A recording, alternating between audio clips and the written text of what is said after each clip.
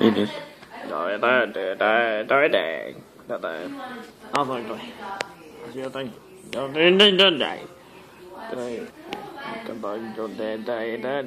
But none of them come close to how hated Atlantis SquarePants is. It has topped more worst-of lists than any other episode of SpongeBob. Think of that. Think of what I've reviewed so far. Yeah, people hate this episode starters. Atlantis SquarePants did to my ears what the Splinter did to my eyes. But let's go deep. None of them come close to how... Yeah, people hate this episode more than any of those. Well, for starters, Atlantis did to my eyes. But let's go deeper into why this is such a terrible piece of crap. It starts with SpongeBob blowing and popping before he gets the opportunity. Patrick blames the camera. To go, you can go. I'll have 3 Krabby Patties. On second thought, cancel the order. Does this really merit a song? Okay, then. Besides the fact that this is a song explaining that bubbles pop, the lyrics are extremely forced. This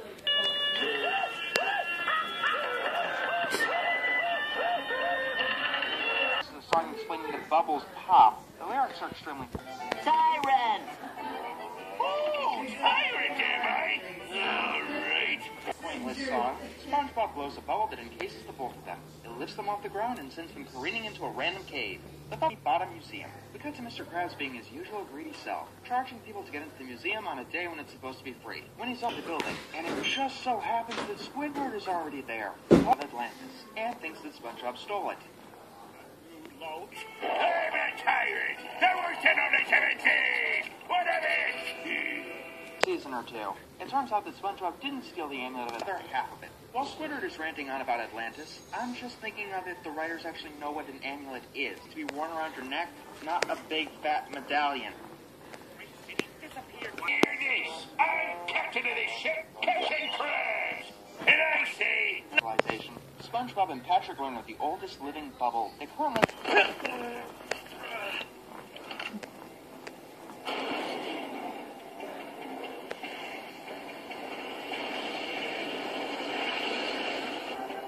Are we there yet? We'll get there when we get there. Baited? Come on, really? A fucking bubble? You guys can do better than that. Hello, worthless students. I'm your new instructor. No one's ever failed my class. Let's live through it. Try. Oh, and Sandy just so happily butting into their conversation about Atlantis. So we've spent like 3 minutes. Woodward likes art, SpongeBob and Patrick like bubbles, and conversation about Atlantis. So we've spent like 3 minutes establishing that Mr. Krabs opened the way to Atlantis. Squidward is able to laser, which causes a van to drop out of the ceiling. Then the amulet goes into the van because it's magic. Inside the van, we get. It's very hard work to blend 2D characters with 3D animation. It's a good thing these guys aren't. It's very hard work to blend 2D characters with trying. Unfortunately, the van is out of fuel for forward motion, the fuel to do anything with it. So our heroes push the van out of the museum, carrying it to a gas station. But it doesn't have a gas tank because it fuels. Instead, it runs on song, which means that the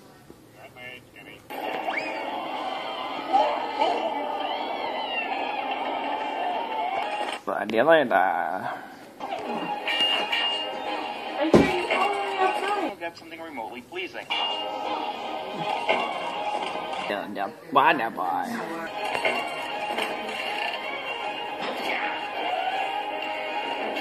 Bacon. Đó này. Rồi đấy. Cái này là con John. Cái nó I just said that. Decides to give these complete strangers a tour of the city. Then we cut to Plankton and others. What kind of exhaust does song create? Strangers a tour of his city escapes from an exhaust pipe. What should we do with this tyrant, Captain Squidward? The lyrics are forced, but it's more like they're struggling in desperation. No! This is mutiny. Listen here, Squidward. This is what they're proud of. You know, this an art style than what they normally do, but they've got to have a reason for it, beyond substituting style for substance. As for the actual song, let's not get ourselves. They used the song that they wanted to use.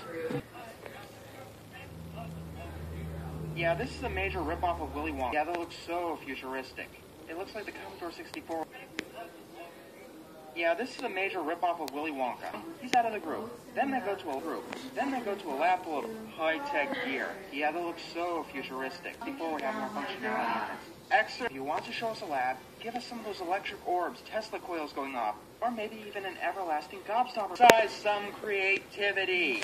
If you want to show us a lab, give us some of those electric orbs, Tesla coils going off, or maybe even an everlasting gobstopper machine. Instead, we get a machine that turns anything into ice cream. The practical applications for that would have more functionality on it.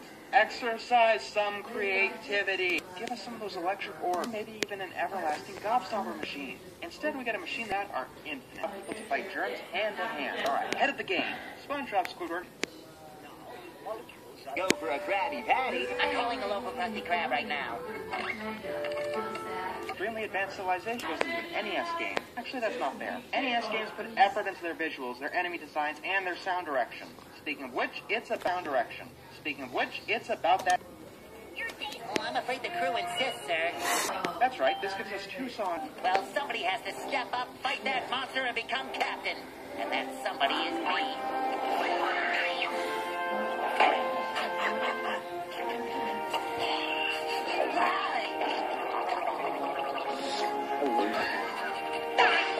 An actual Atlantean culture. Trust me, buddy, no you don't. Buddy, no you don't. Why would I want to be captain of such a sorry bunch of... In the episode, speaking of which, it's Squidward's turn. Not buying it. But this song is just stretching itself way too hard.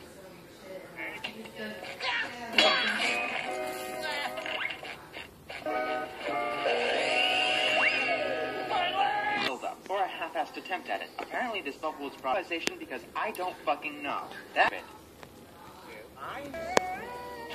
Well then, I'm gonna do the worst thing I can do to your old dime. Back at the beginning, the bubbles were popping before the camera went off. If they can't get the big details down, why not? We cut to the others eating SpaghettiOs.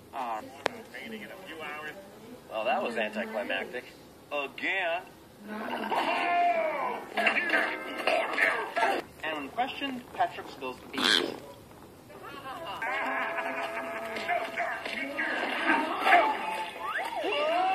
Atlantis, but it turns out the bubble, and the Lord Royal Highness reveals the real fate. I would call that totally pointless. Oh wait, I don't. That was the climax. Sandy, the totally incompetent guards with useless weapons. You know, SpongeBob at all. You know what I find funny? It's the way the climax of an episode, but not the fact.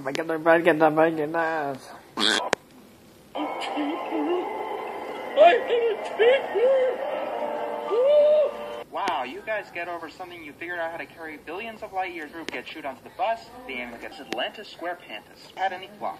The first one of them, anyway. Yeah, considering SpongeBob you're fired, we're still doing shit like this. Anytime that the story didn't take a break to throw us into a Willy Wonka. And the songs themselves, nice.